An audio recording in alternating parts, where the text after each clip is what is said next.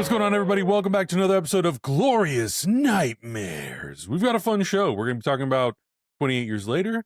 We're going to talk about movies we've been watching. We should probably talk about also the Oscars and how they've been so horror-friendly this season, which is shocking. Well, now that they're horror-friendly, everyone's going to say, supernatural thrillers. Yeah, exactly. Yeah, we're just going to get into a bunch of stuff. If you've never been here before, my name is HLAVAC, and I'm joined here as always with my amazing co-host, Cameron Rice. How you doing, man? Hello. So yeah, we're going to be talking about some good stuff. And actually, to be clear, it's not 28 years later. It's the Bone Temple. The Bone Temple specifically, We're making a trip to the Bone Temple. We are. But before all that, we're going to get into stuff we've been watching or playing or horror stuff since our last recording. Adam, do you have anything you want to... I know you saw Primate. I did. I am trying to make it a point to go to the movies as much as possible this year. Right. And even see things that I'm like, oh, this looked good. Maybe I'll wait for streaming. Maybe I won't. Maybe I'm going to go to the movies and see it. Especially like I have an A-list pass and I am lucky enough that I get invited to press screenings for new movies as well. So I'm really just trying to take advantage of both of those things. Right. And, like if I end up capping on an AMC A-list for the week, I can go to a press screening if it's available and all that stuff. So I'm definitely trying to take advantage of it. So I've seen 3, which sometimes also in like January, there's not this much of a great selection of horror, but I've seen 3 horror movies this month alone. I did see Primate. I also saw We Bury the Dead starring Daisy Ridley, which is this like indie, this little indie, kind of a zombie feature. Right. And then I did see 28 Years Later, The Bone Temple, which we will talk about. I also saw Mercy, which if you have A-list and you just want to do something brainless for 90 minutes, and you want a movie that literally at the top corner tells you the next time you can get the fuck out of the theater, perfect. Yeah, not too bad. Yeah. But I did see Primate, and I really enjoyed Primate. It was definitely felt like a throwback to like 80s, 90s creature feature movies. Right. And it's a little bit of a departure from something like Planet of the Apes, where I think we've gotten very accustomed to actors doing motion capture to play creatures and play animals. But there is something that I think I really enjoyed and appreciated about being a person in a suit.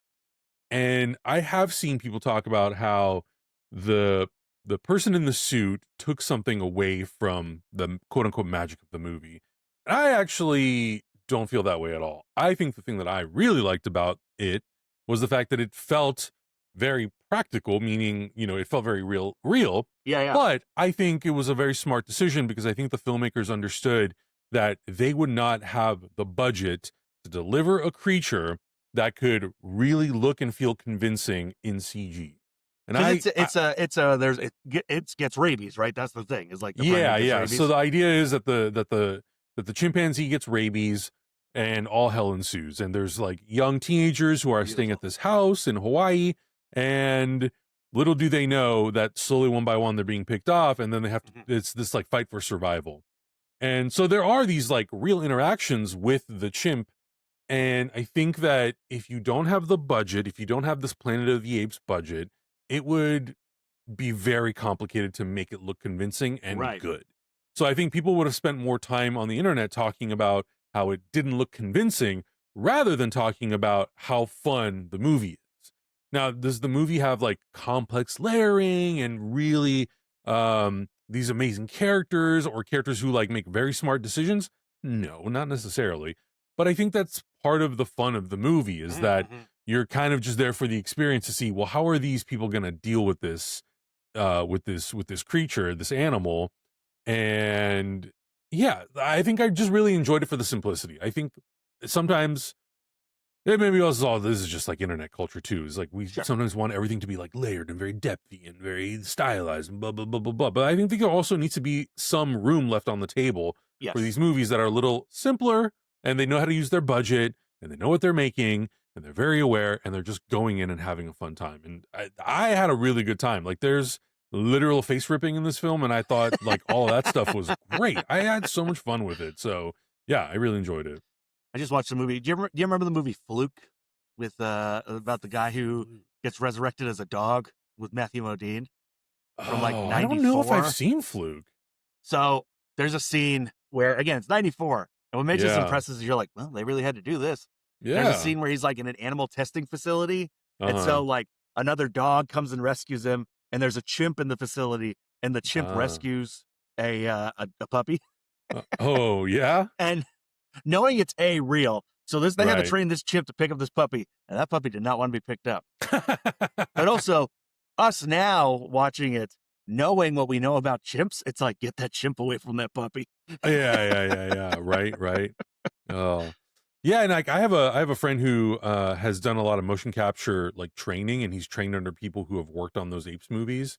And again, it's that thing of like, not everything has to be 100% accurate. No. I get it. I get it that you did performance capture training and you understood like how an ape and a chimp and how they move and what their nuances are.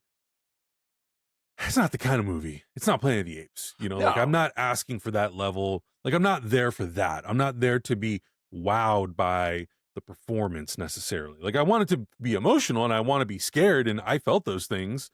So I think I think that sometimes we set too high of a bar on every single movie rather than understanding like this is a movie made for peanuts in comparison to like a Planet of the Apes. Oh, sure. So like, yeah, you can have some level of I don't know, you have to have some suspension of disbelief, obviously. Right. So I don't know, but it worked for me. Like, I had fun. It's a tight 90, like, and the score was the thing that really surprised me the most. It was a really good score. It felt very much like a throwback to like the classic like Carpenter 80s synth.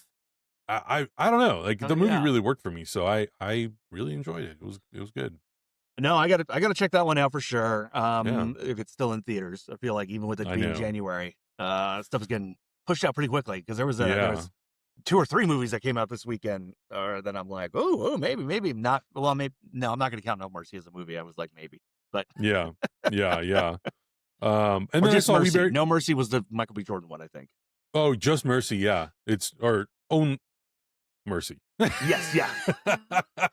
Team Rebek Mambatov's Mercy. Yeah. And then I saw We Bury the Dead, which is Australian production and very low budge, another low budge movie. And I think the trailers originally had me thinking that it's going to be like a full on zombie 28 years later style horror film. Okay. And it's really not. It's that's a part of it.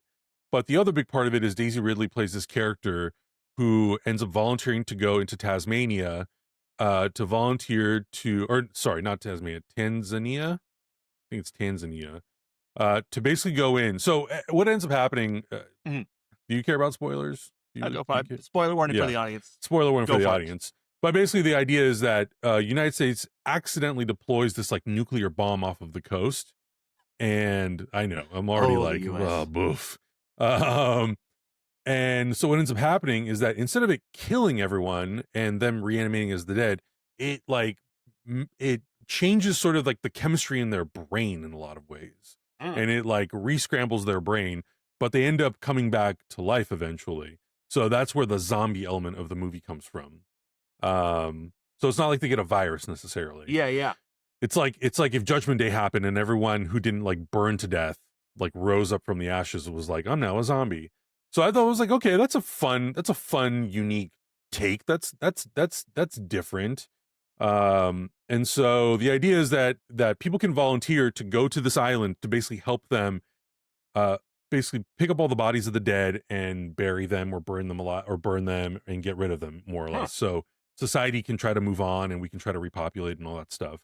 So Daisy Ridley's character, her whole story is that her husband went there on a work trip and she loses contact with him. So she goes out there to try to find him.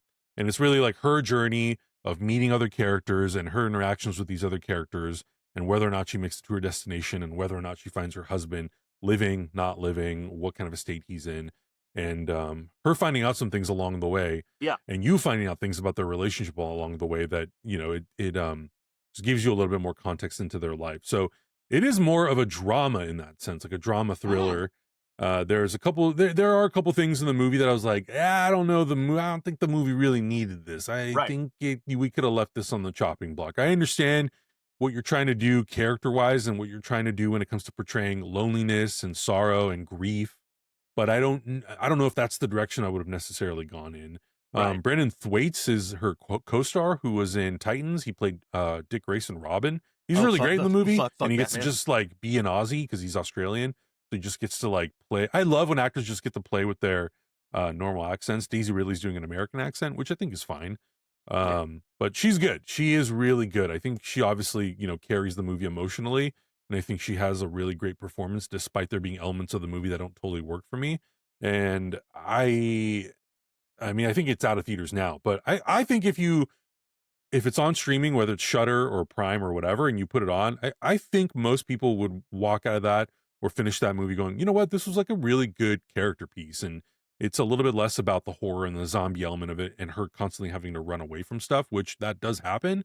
But there are a couple moments I was like, damn, this is a good emotional moment. So I liked it. I think I gave it 3 stars on Letterboxd, which is like, if it's middle of the road, that to me is like good. Yeah. And I still enjoyed it. So yeah, it worked for me. Nice. Yeah, as for me, I got a couple things from last recording to now. So I have Vinegar Syndrome put out a box set, Shaw Scares, like Shaw Brothers horror movies. Nice. So the first one I watched is called Sex Beyond the Grave.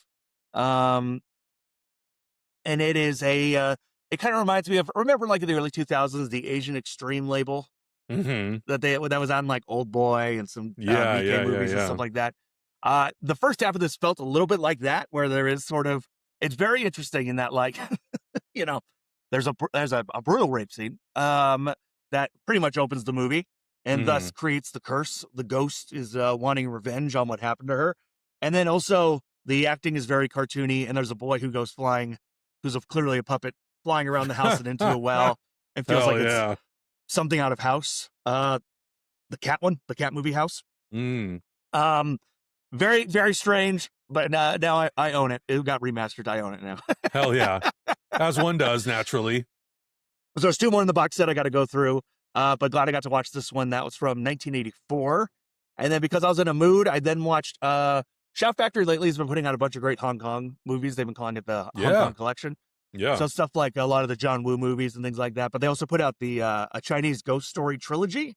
So I watched the first one of that, and that is from 1987, totally wacky, crazy movie where it is like takes place like in the far past, and there is a ghost, but maybe she's also being a ghost that's held hostage by other ghosts, and the main character falls in love with her, as one does. There's a musical sequence, a lot of kung fu fighting, and some actually great stop motion zombie puppet shit that kind of felt like a little bit like Mad God.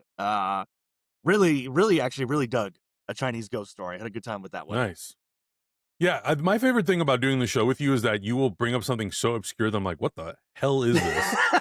And I'm like, I might as well just pick it up. If Cameron endorses it, I know I'm probably going to enjoy it. Yeah, A Chinese Ghost Story, I say, is like a fun time you could totally watch it with other people. Sex Beyond the Grave, that might be a loner watch. Or if you have any other like sick perverts in your life that you want. I don't know if Hector would put that on at his movie nights. I don't think Sex Beyond the Grave would call it Hector. I don't think we'll be watching that one on Heroes Reforged anytime soon. No. Listen, you put that in the Patreon, you make that a reaction video. That's actually not a bad, well, that's actually very true. Putting those things on Patreon is not a bad idea at all. And it's like, even if it's just me, I'm like, we'll watch some awful Asian extreme horror movie. Why not? Honestly, at this point, it's like, yeah, just put whatever you want on there. Shaw Brothers is very interesting to me, and like maybe a little bit more about this, but like I have a hard time on kind of understanding the rights stuff. So it seems like Arrow has some things, Vinegar Syndrome obviously has other things. It seems like it's spread out all over the place. It's Shaw not like stuff. I have those Shaw Scope Arrow box sets. I have all 4 of those. I haven't yet gotten the Shout Factory ones. The only reason being is like they sometimes go on sale pretty well, but I want to make sure to some extent that I'm not double dipping. I would think though that with rights and everything, if there is any, there's not too many, but I want to kind of check that before I go jumping. But also they've been dropping those like crazy. I feel like, whereas Arrow has put out 4 over, I think the first one came up maybe a little bit before the pandemic, maybe, or even a little bit after. So in 5 years, they put out 4. I feel like Shout Factory has put out like 9. Jesus. Or something like that. Like it's some number where it's like, holy shit. Yeah. And also how much room do I have on my shelf? Seriously. Well, those Shawsco box sets are like jumbo sized. They are. But thankfully, like they're jumbo size like this way, but I can like put them in a shelf like this, whereas the shelf ones are like a box. Oh, like an actual box. Yeah, and I'm like, well, if I get 9 of those, where am I putting them? Yeah, true. Like, I don't really like, especially specialty things like that. I don't really want to take them out and put them in a sleeve. I know I could, and that'll save room.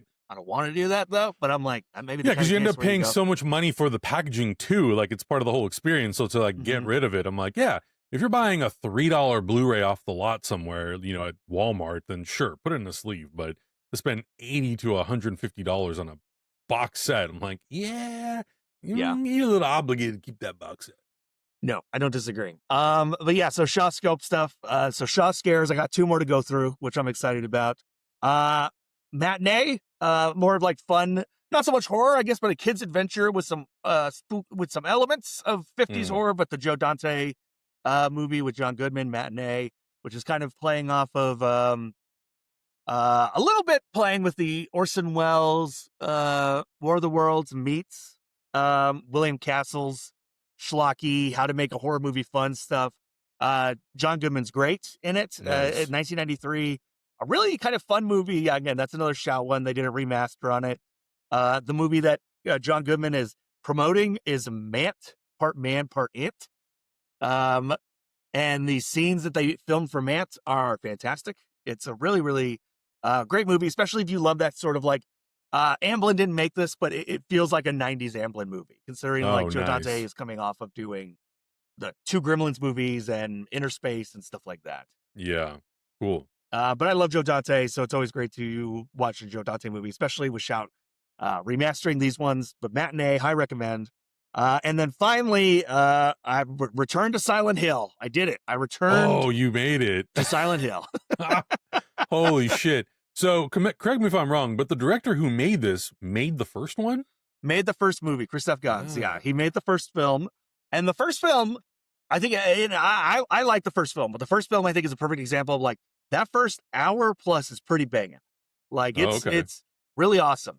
And then once things start getting, for lack of a better term, explained, or there's like more of a storyline happening, for me, it kind of hits a brick wall. Not that it's still not like interesting and visually cool, but like it's really that first hour. Got it. I do wonder if no one knows the Silent Hill games at all, what sense you can make of these movies. Because there's not really like a clear, like, this is happening because of a witch. Right. A witch put a curse on the town. Like, there's not an explanation. So I wonder if you've never played the games, if you would just be sitting there going like, what's happening? Sure. What's going on? Why is this taking place? Yeah. I've never seen any of the Silent Hill because there's 3 of them, I think, right? There's 3. So the first one, was God's. The second one, Silent Hill Revelations 3D, because that was in that era. Was like a sequel to the film. They brought back the characters, but Christoph Gans, I don't think, had anything to do with it. And I don't think it's as like Shout put out the first one, like with a great box art and everything. I don't think that whether it's right issues or whether they feel like no one would want it, they've never touched Revelations, Silent Hill Revelations. Got it. So it was a big to-do that it was like, Christoph Gans is coming back, return to Silent Hill, no connection to the first film. So it's not like a legacy sequel or anything like that. It is pretty much the story of the second game. The second game being, I think, I don't think it's controversial to say the most beloved game of the series is Part 2. Oh, okay. Silent Hill 2.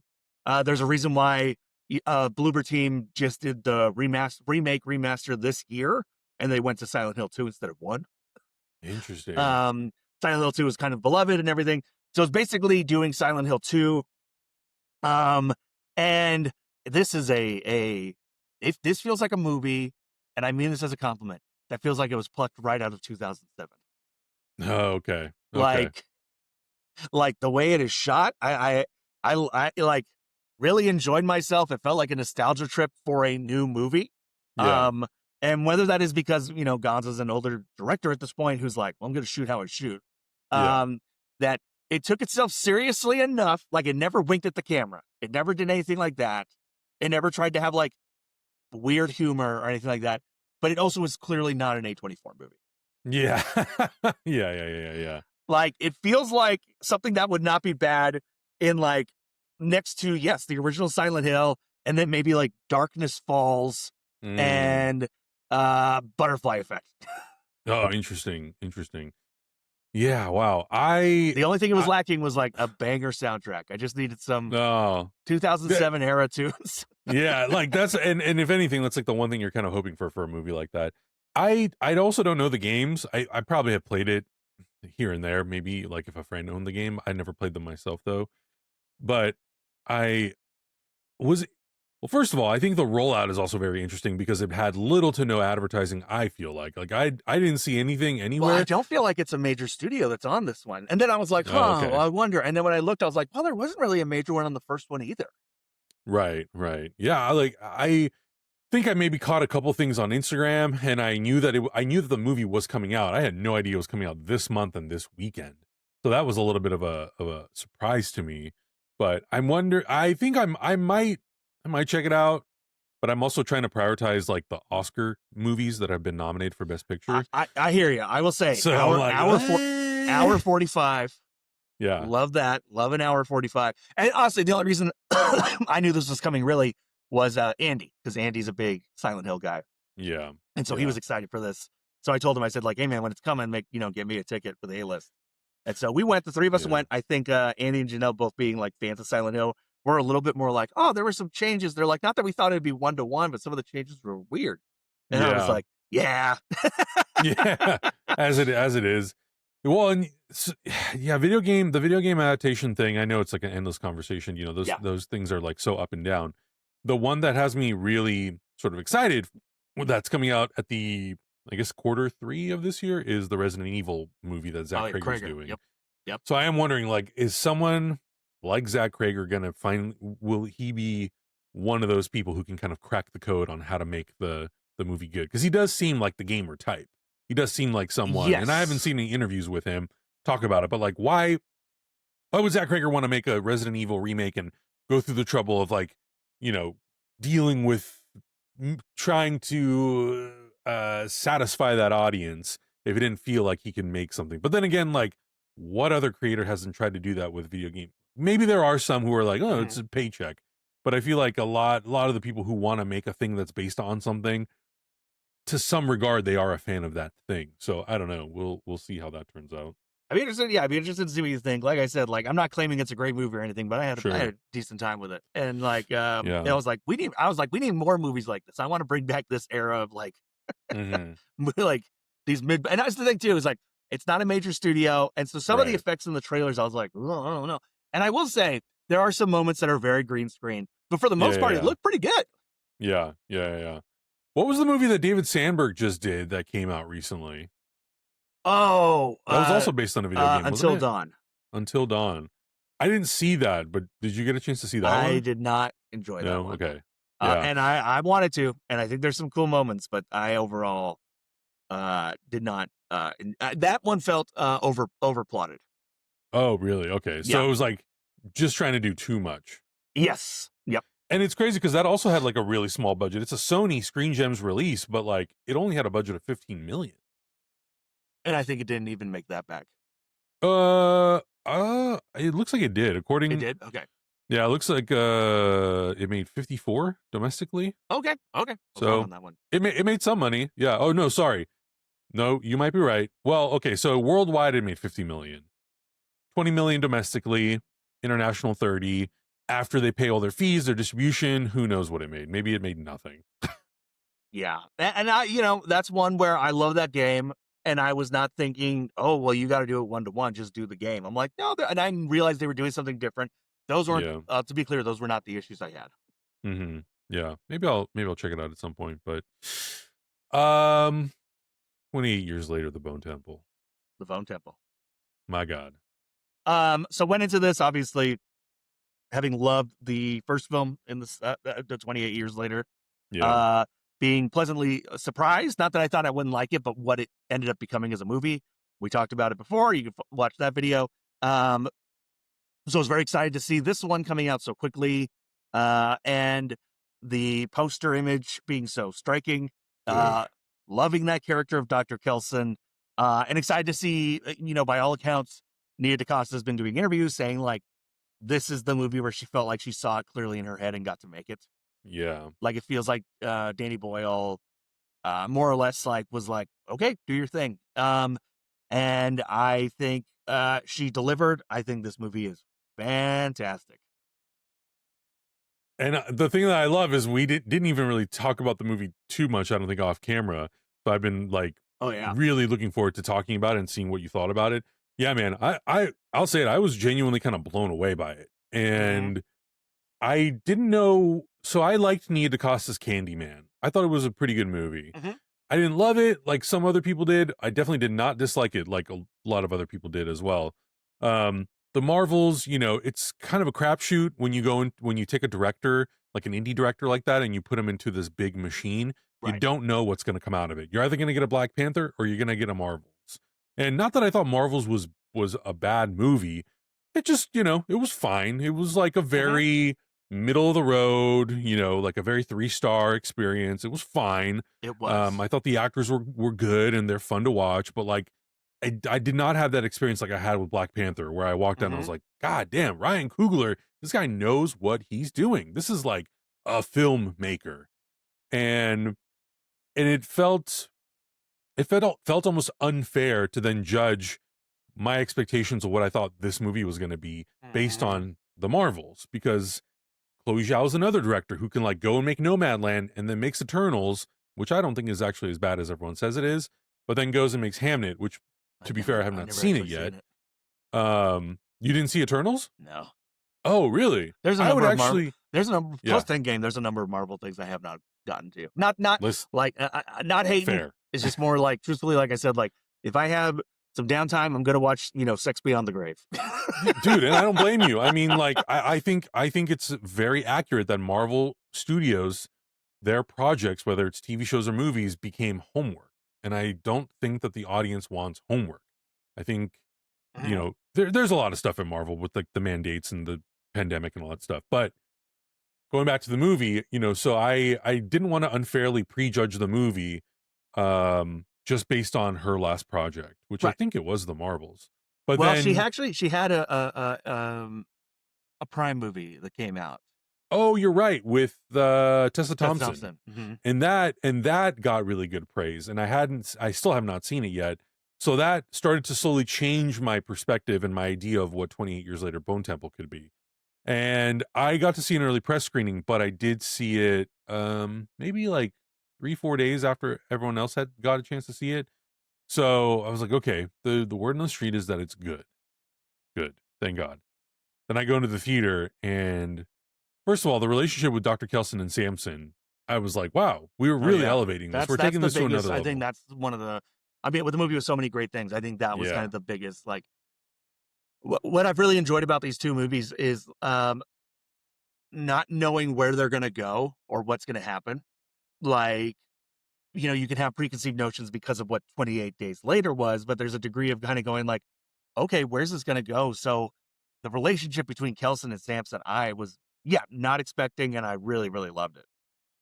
Yeah, it was very, very strong. And I love that they went in that direction, because I think there was like a very stereotypical way you could have gone, truthfully, going back to like just only dealing with like Jimmy and his band of like misfits, which those guys, all of those characters were so great, and that whole like plot and that story was really great. And then you see how like their idea, or his idea really, was a very misguided one, and how it influences everybody. Like I loved all that stuff was really great.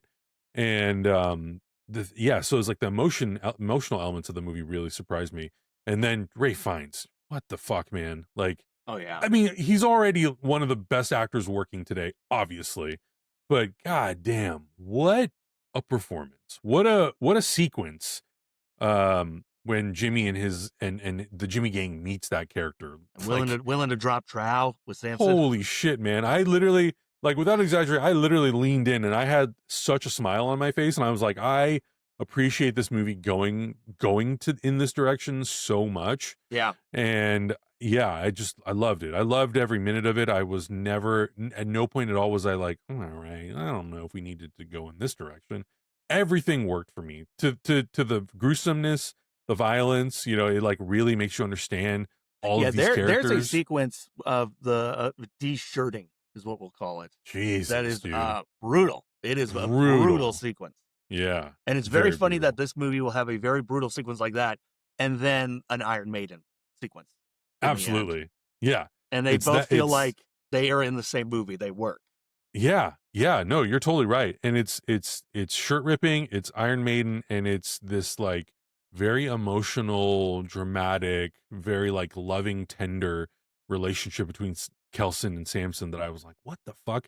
How does this work in this movie? Like, I would not expect it to work. Yeah. To introduce the element that it's like, oh, there might be a cure, and not have it feel like cheesy or well, you're introducing this now in the 4th movie of the series and something like that. Like, and the fact that it felt like it came naturally through the story, because also knowing it's the kind of thing where you feel like, oh yeah, it was good to have Kelson as a character and understand who he was a little bit in the first film, to then come into this, rather than having a character that you meet and it's like, hello, I'm introducing myself, and also I might have found a cure. It's like, oh no, we're slow building through that, because it seems like Kelson, after his first meeting with Spike and his mother, there's a degree of like, well, what else do I have to do? Like, have I done it all? And so we kind of get this degree of like understanding why he's now willing to try these things with Samson. Yeah, absolutely. Absolutely. And I think the other thing that I really appreciated about this film, the last one was very much not exclusively, but a big part of it was like, we're shooting it on iPhone. It's about the tech. We're making these like half circle rigs, and we're doing all this crazy photography and blah, blah, blah, blah, blah. I like that none of that was about this movie. Like, no, and she doesn't shoot it in the Danny Boyle style. And there's also not, like, considering how we meet the Jimmies at the end of the first movie, where they're doing like, cartwheel flips and all this other stuff. And that's not here, but it doesn't feel like, at least for me, I feel like that was a good thing to kind of pull back from a little bit. Yeah. And not have them be like that in this movie. The Jimmies are what great despicable characters. Oh my God, dude. So great. And it's like having Jack O'Connell coming in hot off of his amazing performance as Remick in Sinners. Yeah. It just adds more of like my investment, my emotional investment into that character, which I'm like, yeah, this is awesome. Great. Love it. Yeah, I thought he was great. And I love, like, those characters are so despicable that when they start kind of getting taken care of, and it's not taken care of by infected, they're sort of like a little bit of that's the thing. It's a movie that, as crazy as it is, there's so many like what feels like audience pleasing cheer moments. Yeah, absolutely. I mean, the crowd I watched it with, there was a lot of press, but it was a press promo, so there were just like regular moviegoers in there, and like some of those moments that I didn't know were coming got really great responses from the audience, which is like, that's awesome. That's all you can ask for. That's all you can hope for. For it to resonate with people, for them to have a emotional reaction to what's happening on screen, good or bad, depending on the context, and to walk out of it being like, dude, that was great. Like, that really, it just made me so excited for the third movie. And in some ways, I was like, God, between Nia DaCosta and Danny Boyle, I don't even know. I'm having a hard time. Like, I know Danny Boyle's the one making it, or it could change. It could change. But, because right now what we know. So also, let's talk about the return of the original Jim. Oh yeah. Spoilers. Well, they've been doing enough press about it that we know. That's true. I mean, he did show up at the premiere too. Oh, he showed up at the premiere, and also even promoting the first movie. Danny Boyle was like, I think to kind of hamper expectations, was like, he's not in this. He's in the second one. Yeah. So we knew. But it still left us in an interesting place of like, okay, so is Jim a teacher? This is his daughter? Is this the only kid? Is he a teacher? Like, are we gonna what's the? It's a nice place to kind of go what the third movie could be. Like, is Jim the teacher of a community? Like, are we gonna meet another community? Or is it just him and his daughter? What happened to Naomi's character from the first movie? There's a lot of interesting questions we're sort of left with in a great way, and then also dropping the theme. Yeah. Like right before the credits was sick. I love that. So good. Yeah. And so we know at the moment Sony has greenlit the third movie. So I guess Alex Garland's going to start writing. I feel like there's going to have to be a time jump because Alfie, the lead kid actor who plays Spike, at the premiere of the new movie was already taller than Danny Boyle and Jack O'Connell. So they're going to have to. I think they might have to do a little bit of a time jump. I would rather that than de-aging. Oh, I agree 1,000%. And I think truthfully, yeah, like I almost would rather that the movie did a time jump, even if it's just a year. Like that's all you really need. That's truthfully all you need, because they shot those in 2023, 2024 probably. Yep. So like 1 year I think is plenty. I don't think you need to do any more than that. And I think if it is, Jim and Alfie, like basically just like if he has a community or doesn't have a community, or that's the start of his community, awesome. Like I already want to be a little bit of ahead. I want their relationships to already be a little bit established. And then I think that they can just sort of find a way to narratively tell us kind of what's been going on for 28 years with Jim, as they maybe meet new people or whatever. So it was great to see Cillian Murphy. Yeah, that theme song was awesome, and really looking forward to I think it's amazing when you have a franchise that you never really thought of as a franchise. Like I know that there was a sequel. I know 28 Weeks Later exists. Yeah. But I was always like, yeah, it's fine. Like I like it. I don't love it. That opening sequence that Danny Boyle directed is kind of the highlight of that whole movie in a lot of ways. But there are things like peppered in throughout that I'm like, that's good. I like that. That's fun. I enjoy that part. But always in the back of my mind, that first one was like the movie. So to come back to it 25 years later and to make stuff that fits perfectly into that universe, that's a great continuation, and that also like delivers movie after movie a really great story with great characters, that's like the icing on the cake. So I'm so happy that it's become this like will become this 5-movie franchise that you're like, this is kind of a unsung hero of horror, or unsung hero of indie cinema, unsung and maybe to some extent underappreciated by the masses. Like maybe people don't really truly understand how good these movies are. Yeah, I agree. No, and I think it got an A cinema score, which is rare for a horror movie. Yeah. I'm excited. I'm excited to see where they go with this one. I think this is going to be a great little box set. Oh my God. Well, movies. Yeah, and that's the other thing. Like, will they be able to? Because those first two are owned by 20th. Yeah, they might not, but at least like a trilogy of the 28 years. 28 years one. 28 years saga, which I'm like, cool, fine, sure. But put those first two back in print, damn it, because I needed the second one. Did they just put, am I wrong? Did they release like a new, 4K? What can you do with 28K? But I know. Yeah, I thought they did. I did not pick it up because I still have the Blu-ray, and I'm truthfully like I'm pretty happy with the Blu-ray, and I'm kind of in the same boat of like, yeah, what exactly can you do? It was supposed to come out, so I don't know if it did or it didn't, or I'm not totally sure. It seems like it's been delayed. I don't know. Huh. Yeah. Huh. Well, we'll see, I guess. Yeah, so folks, if you go see it, let us know what you thought. We'd love to hear what you thought of the Bone Temple. Did you make your journey to the Bone Temple? Yeah. So that said, we're going to wrap it up into homework. We had some homework this week. Adam gave me Shelby Oaks. I gave him Play Misty for Me. So where do you want to start? It's up to you. Let's start with Play Misty for Me. Okay. Clint Eastwood's directorial debut, actually, for a guy who was so prolific as a director. The reason I picked this one too, I just finished reading the new Sean Levy biography, Clint, which is a pretty thick little book, and it kind of goes through all of his stuff. And at the same time, Kino was having one of their sales, so I just picked up a bunch of Eastwood movies. Cool. Story for me with Play Misty for Me. The first time I ever saw this, it was when my appendix burst in 2005, and I was in the hospital. And oh my God, and so I was in the hospital for like a week and a half, and this was on the TV while I was like pumped up on morphine.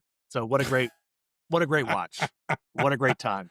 But stars Clint Eastwood, Jessica Walters from Arrested Development fame, and Archer.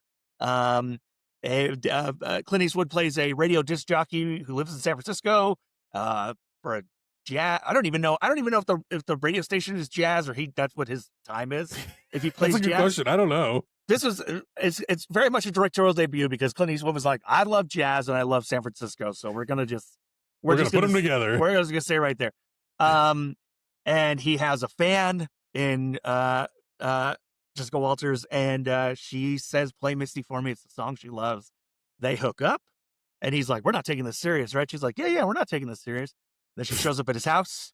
With groceries? Back then, you just put that shit in the phone book. That's how the Terminator found all those Sarah Connors. Yeah. So it's not that crazy that you found them. True. So she shows up and he's like, "Hey man, what are you doing?" She starts crying and is like, "I'm sorry, I didn't know." And he's like, "Hey, no, it's cool, baby. We just, maybe call me next time." So they sleep together again. He just, every mistake a man could make. He was asking for it, man. He was asking for it. But then she's showing signs. She yells at his neighbors. She goes off on people who are like, "Hey, are you guys okay?" And then old love of his comes back into town, and she ain't putting up with that. She ain't, no way, dude. It's great. I Play Missy for me is like, it's not. Don't get me wrong. I'm not saying it's as good as Psycho or any of that stuff, but it is a fun romp. Oh, 1000%. So I had never seen it prior to last year. It was either last year or 2023. I had never seen it. But I knew the imagery, like that shot of her with the knife over the bed is like pretty iconic. And my girlfriend asked me if I had seen it, and she was like, "Really? You've never seen it?" I'm a little surprised because this seems like it's right up your alley. So I bought the Kino 4K remaster and we watched it. I was like, dude, this movie was awesome. I loved this movie. Yeah. As soon as I watched it again, I texted you and I was like, man, she deserved that punch out the window. And what a punch out the goddamn window. She went like flying off that cliff. 70s Clint Eastwood, we all think of Clint Eastwood now as this like 90-year-old man, or even like Unforgiven and stuff like that. Yeah. And we might look at movies from that era and be like, he was a sex symbol, but it's like, let me tell you what, you read that book. Yeah, he was. Oh, I mean, if you look at Clint Eastwood and you're like, really, this guy? I'd be like, yeah, dude, that guy. Are you kidding me? Look at that hair. Look at that swagger. My God. Are you kidding me? It was insane. But yeah, I really enjoy this movie. I think it's such a fun thriller. And it does have some like terrifying moments. I mean, when she is hacking up his house and then the cleaning lady comes and she gets attacked, I'm like, dude, this is fucking terrifying. This is horrific. This is your greatest nightmare in life. And I liked how brutal some of that stuff was. And, I did not know that it was his first movie that he directed until rewatching it yesterday. And there are a couple things that caught my eye that I was like, oh, you know what? There are definitely a couple moments in here that I feel like if I was him, I'd go, oh man, I think I need to button this up a little bit. Like there's moments where, for example, where Evelyn comes in, and this is after she calls him and she's like, I'm going to Hawaii. I got a new job. I've been released. And it's the famous scene where she's holding the knife and stabs him through the pillow. To me, when I saw it the first time, I thought he was having a dream. Like I thought he was envisioning that. And then gets out of bed and then realizes like the door's unlocked. Then he calls the cop and the cop gives him the rundown. And he's like, oh, she just paid me a visit. And then it cuts to this very staticky shot. And it's a static shot, like a photograph. And he must have been in the editing room going, I think we need to button this up a little bit. I don't think I sold it that it actually was not a dream that it really happened. Because it's just like a still frame. Because the grain's not moving. And then he does it again later on when the camera like cuts closely to the scars on her arm. And I'm like, okay, I think I'm understanding. Like, I feel like as the first time filmmaker, I'd also watch and go, I think I need to sell this a little bit more to people. So I loved that stuff. To me, that was fun of like, there's also these in there he's piecing it together. Are very 70s in a way I love, which is like, like I love him and Donna Mills is the girlfriend who comes back to town, and they're doing this like walk and conversation where it's like it's exposition, but it's like exposition about their relationship, and it goes to like 5 or 6 different locations. Oh, it does. Where she'll ask a question, cut to a new location, he's answering it. Yeah.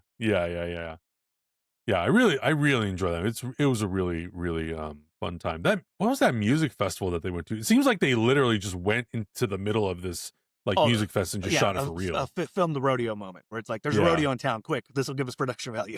Yeah, exactly. Because that's the thing, as big as a star as Clint Eastwood was, doing his directorial debut, it's not a Western. Yeah. So he had to kind of go to Universal and be like, hey, this will be a cheaper budget. Like, just allow me to do my thing. So there is degrees of like, despite being like such a huge star at the time, that it wasn't like he was going to get at the time what would have been like, what, maybe 10 million as a high budget movie then? Right. Like, I think this was like maybe 1 million, maybe under even. Yeah. Let me see. 950,000. and it made 10.6 million at the box office. Yeah. So like that's big. Yeah. And so that's good. I enjoy the movie. It is the kind of female so crazy genre that I understand is problematic. But it is it's a fun one. It's a fun, and I think like Clint just being Clint, where he's like, "What do you mean you came to my house?" And this woman just can't resist him. Hey, I didn't tell you to bring groceries. What are you doing here? Why didn't you give me a call? And again, he should have at that point been like, "You got to go," but he's like, "Oh no, you know what? I'll eat that steak." Sure, you're offering to cook me a meal? All right, I guess you can stay. You're like, no, whatever. Sounds good. So good, so good. And then so my homework assignment was Shelby Oaks. It's the feature film directorial debut of Chris Stuckman, who is obviously the famous YouTube reviewer. Lots of hype around this movie. And I don't want to say necessarily around like the plot of the movie. It was more so around Chris Stuckman making his first film. Chris Stuckman and also the Kickstarter of it all. This was like the most successful horror Kickstarter of all time, kind of a thing. Yeah. And I think a lot of that stuff got compounded by the fact that like Mike Flanagan came on as a producer. I think he was able to get him a little bit more money to finish the movie and maybe they did like a re-edit at some point. I don't know. It's an interesting behind the scenes story, and it did kind of become a thing of like, oh, YouTuber does good if you ignore David Sandberg and the brothers who made Talk With Me. Yeah, absolutely. I know. And that's the thing I was going to say is like, this is not, there have been other YouTubers who have made the transition to film. And I think the big difference, I think, with a guy like Chris Stuckman is the fact that he is in the movie review game. That's the difference. Sandberg and the brothers and stuff like that, they were making like shorts. Exactly. They were already like doing like narrative things. And I think maybe the brothers also did skate videos. But they were doing stuff like that as opposed to like, here are movie reviews. Exactly. Yeah, and I would say the only other person that immediately comes up in my brain that was on a similar sort of path to what Chris Stuckman was doing, but also it was still kind of different, was Dan Trachtenberg. Dan Trachtenberg was also doing movie reviews on his YouTube channel. And, he's made the transition, obviously, into doing big budgeted stuff. I think his journey out the gate immediately with doing something really successful like 10 Cloverfield, I think just was a little bit of a different beast. Him coming from doing commercials and stuff like that. Commercials obviously was a big part of it too. So just to give everyone like a kind of bare bones idea of what the premise of Shelby Oaks is, it's this woman is basically searching for her sister who has gone missing, and who was a podcaster, and they would investigate sort of like paranormal stuff around Shelby Oaks. And so she goes on this like quest to figure out like what happened to her sister, where did she go, and encounters some things along the way, whether it's people or ideas of like religion and demonology and that kind of stuff, and whether or not it's real and what's happened.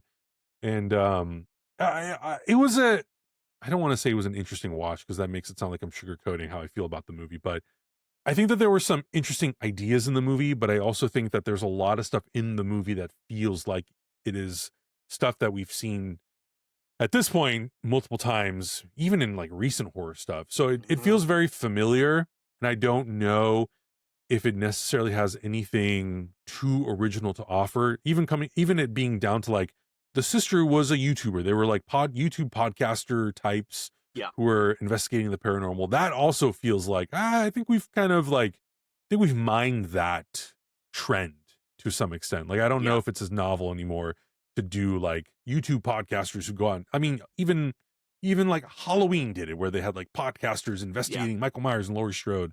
I don't know if that's something that I'm interested in anymore at this point. So I think in those places, in those areas of the story, the idea of a long lost sister is interesting to me, but I think eventually where the story goes and how it comes together and all that stuff, I'm like, I think I've seen better executions of similar ideas and things like Hereditary and like a lot of Ari Aster stuff, basically, and other horror movies that have tackled similar topics and subjects. So yeah, I'll say the things I did like. I think the cinematography is very good. It was nice to kind of watch a movie where you could I actually thought so see too. what was happening. I agree, and a lot of it takes place at night. A lot of it, and it was really refreshing to be able to watch and go, okay, I can understand what the fuck is going on. I really like the lead actress. I think she there was very is strong. some visual stuff that is pretty cool. But yeah, it's hard. Here's the thing. At the end of the day, it's a case of I was mentally kind of comparing it a little bit to 'cause I was like, what does this kind of feel like a little bit, or how could you? At the end of the day, I think the biggest issue for me a little bit, it's not logic gaps or anything like that because it's a horror movie. Yeah, go into that dark room. Sure. But it's more like I'll say first of all, the number I made a joke about I sent to you, where it's like the number of times where it would show like that mini DV footage and the characters would be like, get a scared look on their face, and I'm like, what the fuck do you see? Yeah. I'm like, I can't tell. What am I supposed to be looking at? Yeah. What am I supposed to be emotionally invested in right now? What is it? Also, the paranormal, what they called, what was the group called? Paranormal Paranoids or something like that. I'm like, that feels accurate. That feels like a very early YouTube. Yeah. I do love that was the top story of the day on some newscast that they disappeared. Right. I'm like, slow news day, man. Yeah. Slow news day. It wasn't cold enough or warm enough for that news story to not be a headline. To be the top story. Yeah. Good face rip. I did like the face rip. That was pretty good. Yeah. But no, I think at the end of the day, some of my issues, there's the Simpsons gif of like, when are they going to get to the fireworks factory? And I was there was a lot of exposition scene going into exposition scene going into exposition scene.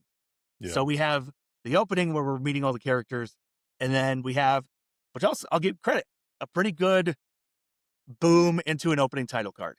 Yeah. And then the aspect ratio changed. I was like, well, that's pretty cool. And then exposition about who the guy is. And then we go meet Keith David, and exposition about the prison. And then there's exposition about the wife telling her husband, actually, this was his kid. And I'm like, these are a lot of scenes of one character just telling another character a thing. Yeah. And there's a lot of information to get out. That's not a bad thing. So then I was thinking about, you know what? The movie Smile, right? Whereas Smile has a similar kind of thing in that opening scene, crazy shit. Oh my God. Exposition. The difference is, rather than going into the next scene, which is another exposition scene, it will be her going to like her niece's party. And she's seeing something smile. And it's creepy. And then we get into the next, like, well, who was this patient? Who was the last person she interacted with? Oh, it's this person. Okay, exposition scene. Another creepy scene into the exposition. And it could, even though that could also feel a little rote, you're at least peppering stuff in between that pops. And I feel like with this, it kind of felt like exposition scene, this exposition scene, exposition scene. And kind of the only stuff would pop would be like her looking at a photo, or like there's a dog outside. And I'm like, yeah. Okay. Yeah. So I did kind of have that moment of, the Simpsons, like, when are we going to get to the fireworks factory? Yeah. No, I agree. And I think like when the pops do happen, they are pretty good. Are they a little bit predictable? Yeah, I mean, they are, but they work. But yeah, it's bookended by so much talking. But I do agree with that opening though. And it was funny because as I'm watching it, I'm going, is this right? Is the movie supposed to look like this? Like, what the fuck is going on? Why is it like not filling up my screen? Like, what? Yeah. I'm lost. What? I don't understand. So just let it go. I was like, okay, just whatever. Just watch it. Just get through it. And then it popped and I was like, oh, okay. Okay, cool. I'm on board. You got me. You hooked me a little bit. But yeah, I think there is a lot of those moments where you're just like, oh, there's so much talking happening. I just want things to move forward. I want things to happen. And look, like part of it, maybe it's that feeling of pressure of maybe, especially when you're like a first time filmmaker. Sure. And you feel the pressure of, I really got to deliver something that I feel like people will be able to understand and digest. You overwrite. And I also wonder if maybe that also, some of that stuff came even further down in the process. Once Neon got involved, once Mike Flanagan got involved, once there was like, hey, let's maybe like iron out some kinks. Maybe there's some stuff that needs to be explained that maybe it's not clear enough to the audience. Maybe you get into that rhythm of like, okay, maybe you end up overwriting a little bit. And maybe that's not the case. Maybe like that's not what happened when Mike Flanagan and Neon got involved. Yeah. But like I always do have to kind of wonder, like, okay, where was there some studio feedback, pushback, or whatever? But yeah, so it was one of those movies that at the end of it, my girlfriend and I looked at each other, we were like, yeah, it was fine. It was fine. Yeah, like I said, I think it doesn't help either that it is coming out after movies like, Hereditary, or Right. even like our friend Clark Wolf was in a movie, Mallium, where it's like Mm-hmm. demons taking over a police station and all this. Right. There's just been a number of movies in the last like 4 to 5 years that are like, it's demons, they're real. You know what I mean? Mm-hmm. And those tend to have, frankly, more pop and moments in between. Like, it felt like the movie, for me at least, after the opening, didn't really pick up again until she went to the prison. Yeah. Yeah. And I'm That like, was a this little is like pop. at the 50-minute mark of an hour 45 movie. Yeah. Yeah. And so there's almost a party, and you kind of can't help it. Then you start like re-editing the movie in your brain, and you're like, could you go from the opening to maybe part of the Keith David scene to then just right to the prison? Like, could that happen? Like, do we Right. do we need the scene with the husband looking at the baby carriage or the cradle, where I'm like, why'd you buy that? Yeah.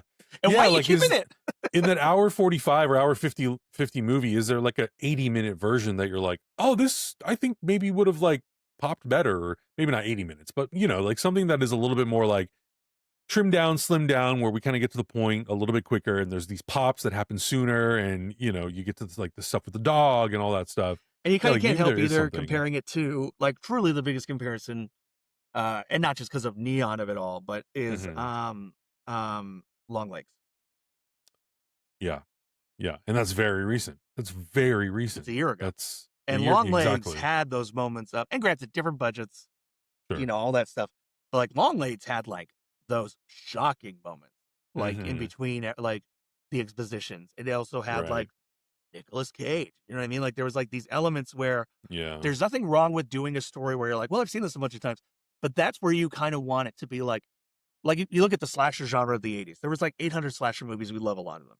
Yeah. And it's like, well, what made those pop? And it was like, well, either the soundtrack was kind of banging, or there was a really fucking cool practical effects death, or the killer had a cool mask. There's like something that has to pop. And I feel like, again, this movie had some good visuals, but nothing really popped for me. Yeah. Again, the actress was great. I thought, there's nothing I think anyone could have done. I don't know if like, the mom character at the end, the actress did perfectly fine. I'm like, could this have been like a Nicolas Cage actor? Could you have brought in somebody and you're like, whoa, this third act really is popping off. Yeah. I agree. Yeah. And, and I look at, you're talking about things that it's similar to, I think it was last year, maybe it was 2024, Immaculate and Omen came out, and they're very similar movies. Yeah. Like they're not exactly the same, but they're similar enough. Like there are similar beats, there's similar settings.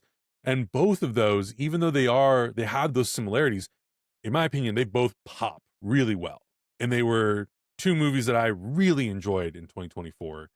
So I feel like if you are going to do something like that is similar in some ways to things that are coming out, have been coming out, are kind of trendy, then yeah, it really has to pop.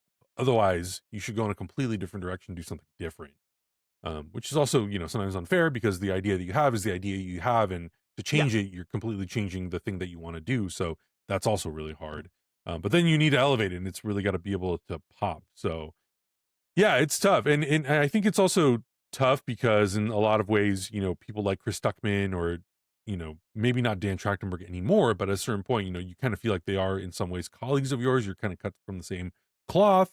So it is tough to have a negative, maybe not negative exclusively, but a very so mid, sort of middle of the road reaction to something that they make, because you still want them to continue making stuff. You don't want them to be discouraged from making things, because maybe the next thing that Chris Stuckman does is going to be even better. Well, and I would say, I mean, I hope, Yeah. He gets to make another movie or two, be it horror or whatever. I think that for me, the biggest thing was like so many exposition scenes. And I think there are ways to, get around that. Or listen, again, play Misty for me. If it had been a 5-minute exposition scene of Clint Eastwood and the girl sitting in a diner, it would have been like, oh my God, come on. Yeah, like, move along. Like, move along.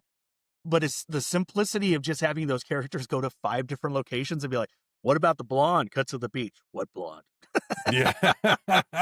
It's that simple, but it's like, well, you're keeping me engaged here. Yeah. No, true. Yeah. So, hey, you know what? We'll see. Yeah, we'll see what he does next. But I'm looking forward to whatever it is. I'm not in no way, shape, or form did the movie end and I go, fucking really wish I didn't waste my time with that. I was like, okay, cool. I'm interested to see like what he does next, whatever that is. Yeah, So, I agree. Good place to be in. So homework for next time. What do you got? What are you thinking? I want to do this movie's a couple years old and it's on Shudder and people have been talking about it a lot over the last couple of years and I still have not seen When Evil Lurks. Oh, okay. Yeah, I've been seeing people talking about that recently, actually. Yeah, very recently. Have you seen it? No. I know the poster, awesome. but I've not seen the movie. Yeah. Cool. Okay, cool. I'm excited that we're gonna watch something that neither of us have seen. No, anytime I can go back to Shudder is always good for me. I'm gonna, because we're talking about him, I'm like, you know what? Let's do the movie that got people's attention on him in the first place. I want to do Christoph Gans's Brotherhood of the Wolf.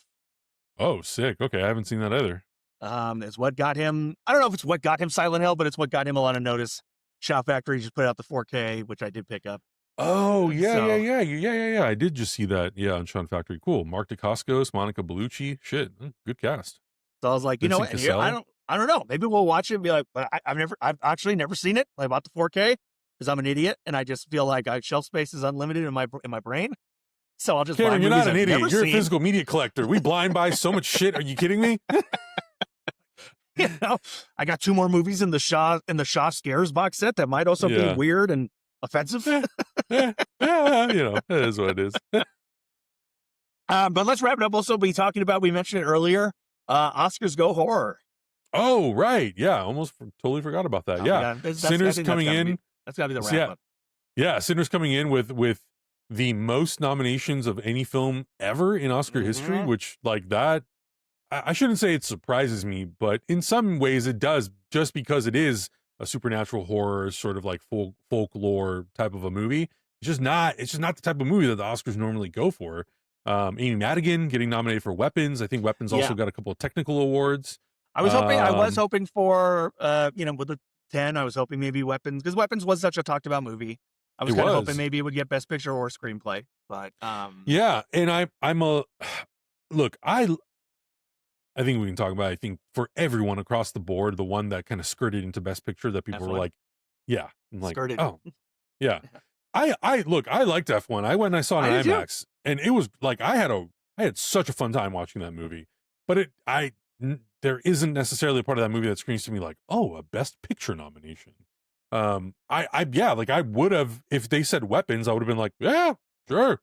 Like, I think it is good. I call it really good. And I love this movie, but I call it the Argo effect.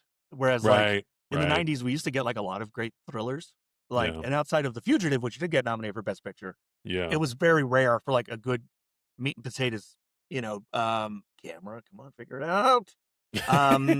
There we go. A good like meat and potatoes dad thriller movie to get nominated. And then I think it just got to the place where Oscars were either going like so indie, which is great, or like, other stuff. So it was finally, I think Argo was the one that made people go like, hey, remember mid-budget thrillers? Remember how TNT used to be nothing but this? Right. We miss these. And so every once in a while, I feel like, and movies I really like a lot, and I have a 4K, but I feel like Top Gun Maverick was like the meat potatoes movie. Yeah. Where it's like, oh, just a down the line, really good, A to B. You're not surprised by anything, but it's really well done meat and potatoes. And I feel like that's F1. I'm totally fine with like a movie like that getting into the Best Pictures, where it's like, oh, like if it motivates people to just make good, classic, here's some just, here's how you make a good Hollywood movie. Great. I'm all for it. But I agree that I'm like, that one was a little bit, I was like, oh, really? You know what I mean? But yeah, I was hoping for some more Weapons, but I'm glad, that it got what it got. Frankenstein, there's a lot of Frankenstein, which I think actually kind of did slightly surprise people, because I feel like the reception was a little tepid. Yeah, I don't know if I don't know if I'm surprised by the acting nominations or some of the technical ones, but I do think Best Picture. I also do think, and maybe I'm wrong, But I also do think that because they upped the nomination possibilities to 10 Best Pictures, that sometimes people, I don't want to say throw in stuff. That seems a little unfair. But I do feel like sometimes because there is that obligation for there to be 10 titles, which also they don't have to do 10. They can do up to 10, right? Because I know some years we've had 9 movies nominated, if I remember correctly. I don't know if it has to be 10. But I do wonder if sometimes, they get to like 6 choices that they're really happy with, and they're like, well, what else can we put in there that we think would do really, really well? And obviously like they have to vote on that. But and I also don't know if there's like the there's always the joke about the Emmys that if you get nominated and win, you're probably going to win the next 5 years in a row. It's not quite that, but I feel like after Shape of Water, Guillermo just seems to be like, well, yeah, he's going to be in there. Right. Which, don't get me wrong, is great. I do kind of miss Hellboy Guillermo, though. Like, I wouldn't mind him, like, his next movie being like, oh, this is cool. This is just really cool. I don't disagree. Yeah, it seems like he kind of hit that stride after Pacific Rim, maybe, where he started making these, like, he's always kind of made them in a lot of ways, but it, like, specifically these, like, very gothic period types of films with a creature. Well, I think one Shape of, because it was first Crimson Peak, and then Shape of Water won Best Picture, and then it feels like after that it's been a lot of Nightmare Alley didn't necessarily have a creature, but it was there's still like a bit of a I don't want to say Oscar play, but a bit of like this is prestigious. It's genre prestigious, but it's prestigious. Right. Yeah. And I'm like, yeah, man, go back and make like a Hellboy or a Blade 2 or I wouldn't mind another like rock and roll. Yeah. Or like, I mean, like Pacific Rim, it's like something like that. Like, let's maybe change it up a little bit, like I'll still go see whatever. Like Pinocchio, his animated feature like that was great. And so, it's very interesting. But Sinners getting 16 or 17 or 18 nominations, like that's incredible. I was thinking about it, I was like, God damn, what a run for Ludwig Göransson, who like in the last 7 years, 6-7 years, is just like Christopher Nolan, Ryan Coogler, nominated, winning. I'm like, God damn, what a run you're on. That's crazy. But yeah, it was great to see them, Ruth Carter getting nominated for like, I think both Black Panther movies and now Sinners, like 3 for 3. Like that's pretty incredible. The cinematography, so deserved. Everything. Literally everything that movie was nominated for. I'm like, I'm not mad. You all deserved it. Delroy Lindo, I was like, that's awesome. Yeah, that's great. Delta Slim might be my favorite character in that movie. Like the first scene that we see with him and Michael B. Jordan, Miles Caton, where they're at the train station, I'm like, this guy is unreal. Yeah. Like the shit that comes out of his mouth, and it's not even like the words on the script, it's the way that he says it. I was like, this is ridiculous. No, it's great. Really happy for that movie. So it's going to be, I think it's kind of clear. It looks like it's going to be One Battle versus Sinners. Yeah, it definitely feels like it. And trying to slightly judge it based on, what we've seen the kind of trend to be, it could very well happen that Sinners may not take the Best Picture. That might go to One Battle. But I think it is very possible for Ryan Coogler to take Best Director from P.T. Anderson. But I think that's going to be neck and neck. And I think the screenplays also could very well go in the favor of Sinners and One Battle for adapted and for original. So so it's going to be very interesting. We'll be watching. Maybe we'll do a little post recap. How horrible. Yeah, I would love that. I think that would be really cool to see what Sinners actually walks away with. Like of the 16 that it's nominated for, what will actually, I think some of them are a lock. Like I do think things like costume and score and some of that other technical stuff is going to be more of a lock. Even cinematography, like I think Autumn Durald Arkapaw has a good shot, but I think Michael Bauman might take it for One Battle. But yeah, I do think it's going to be really neck and neck. And truthfully, it's going to be a tight race. Also, I was looking at just kind of everything across the board nominated. It is one of the first years where a lot of the stuff that is nominated is stuff that like I really, really enjoyed. Like, I think in years past, there have been some things where I'm like, okay, I don't really like get the hype for this thing. Like, yeah, it's beautifully shot or it has a nice score, but I don't really connect with the material as much. But this is the first year that I'm like, oh, damn, what a year to have my top 2 movies that I genuinely like love. I mean, I've seen those movies like 6 times at this point in theaters, to be like the front contenders for all the top awards. And what a slap in the ass to David Zaslav, who was on the verge of firing Pam Abdi and Mike DeLuca. I know. And then the two movies that are probably going to win are their two movies. Yeah. Yep. What a time. So we'll see.